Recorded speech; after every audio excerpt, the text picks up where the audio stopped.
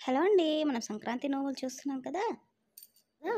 ఈ వీడియోలో వచ్చేసి పందిట్లో పచ్చి పసుపు, మూకుట్లో ముద్ద పసుపు నోము గురించి చెప్తున్నానండి.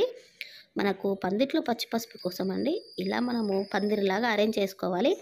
ప్లాస్టిక్‌వి గ్లాసెస్ ఉంటాయి కదా! దాంట్లో బియ్యం పోసేసి ఇలా 4 పెట్టుకొని వాటికి దారాలు, తోరణాలు కట్టి పైన కప్పు వేసినా సరే, వేయకపోయినా సరే అది మీ ఇష్టం. పందిరిలా చేసుకోండి మొత్తం దాన్ని. చిన్న పందిరిలా చేసుకొని ఒక గిన్నెలో పసుపు పోసుకొని దాంట్లో ఒక 2 పసుపు కొమ్ములు కూడా వేసుకొని పందిట్లో పెట్టుకోవాలి. దాని ముందర కడాయి పెట్టుకొని అంటే అదే మూకుడు ఏదైనా తెచ్చుకోండి, చిన్నది పెద్దది ఏదైనా పర్వాలేదు, మీ ఇష్టం అది.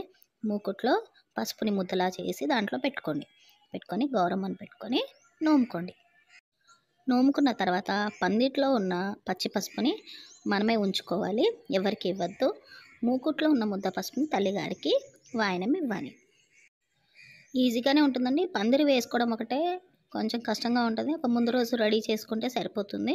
మూకుడు ఒకటి చిన్న సైజు, పెద్ద సైజు మీకు నచ్చింది ఏదైనా తెచ్చుకోండి. అలాగే దీంతో పాటు పందిరి ఎలాగో వేస్తున్నాం కాబట్టి ఇంకో నోము కూడా నోముకోవచ్చండి.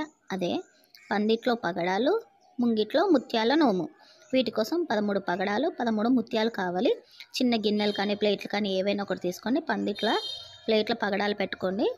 దాని ముందర వచ్చేసి ఒక గిన్నెలో కానీ, ప్లేట్లో కానీ ముత్యాలు పెట్టుకొని 13 ముత్యాలు, 13 పగడాలు.